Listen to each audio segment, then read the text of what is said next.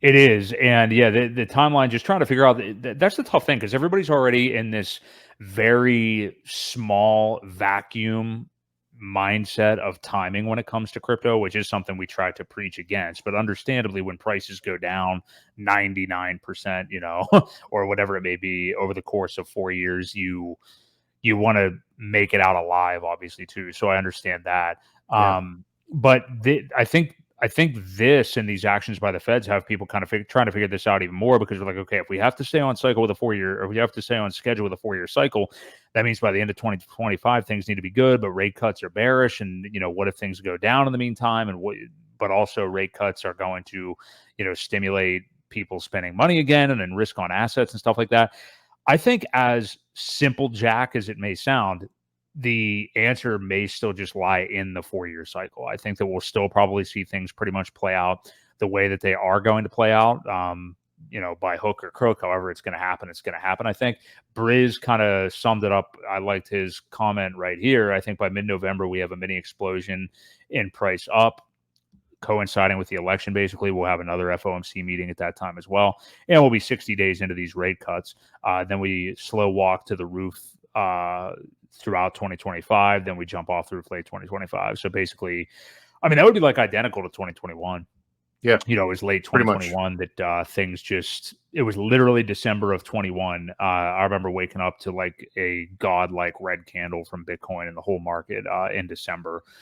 So yeah, that would be very, very similar, and shows you just how compact. I mean, we're talking a year to 14 months or something like that. So yeah, what do you make of this timeline, Yeah. kind of, Ewok? 3 years of getting kicked in the nuts, and then Mhm. one good year, actually probably 8-9 months of good. Right. So yeah, that's what makes or breaks the crypto people, though.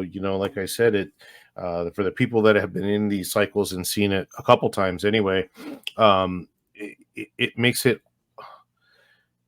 You have to see it to understand it. I guess you have to experience it to know what a full bull run feels like.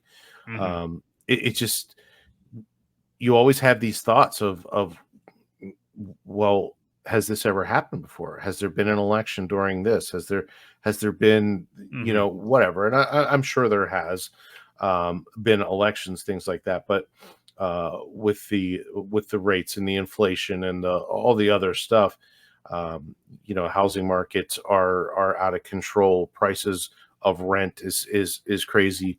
Now they did say that could technically that'll be delayed, right? That's going to take a while to play out.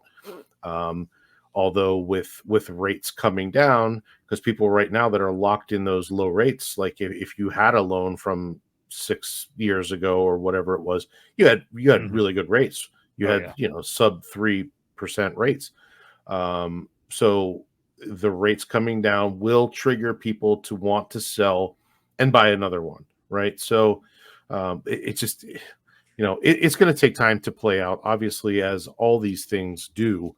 But I do see a short term pullback. Historically, it says it's going to happen.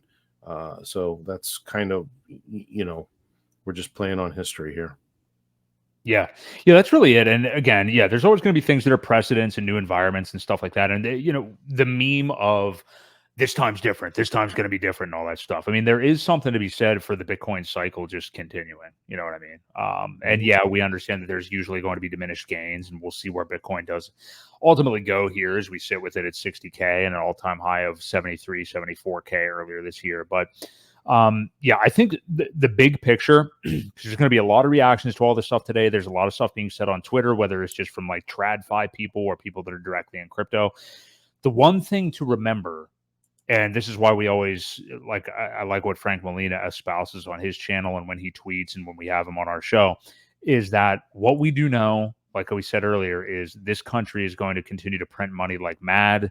The Mhm. dollar is dying, which is the entire reason that we're in crypto to begin with. So Yep. sometimes psychologically, I think you have to zoom out and realize those facts a little bit, not just zoom out time frame wise, but realize like why you're even in the investment vehicle to begin with. And it's because of the fact that we know that the dollar is just going to be printed into infinity. And even, if you do the normal thing, the stuff that I used to do and swear by when I would go to like Boglehead forums and was invested in Vanguard and all that kind of stuff, it's like index funds, 90% stocks, 10% bought, everybody, just the thing that you were told since the beginning of time, you're really not even beating inflation at the end of the day. I mean, you're really just kind of keeping pace with it, with the returns that you get there. So, yeah, that's why we're all here to begin with. So I think people need to remember that in tumultuous kind of times like this. Like, it helps you remember why you're here to begin with, So, and time is the biggest thing. I mean, don't forget that time is the factor that we,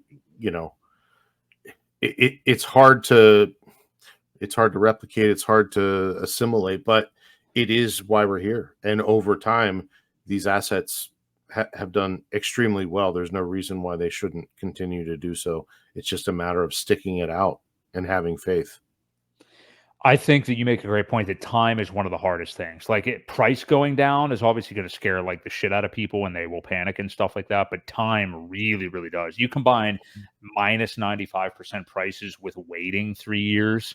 I mean, people, been there, done that. But I mean, it's, right it's here. one of those things that, very steel balls and diamond hands. Bingo. There you go. I appreciate that. Yeah.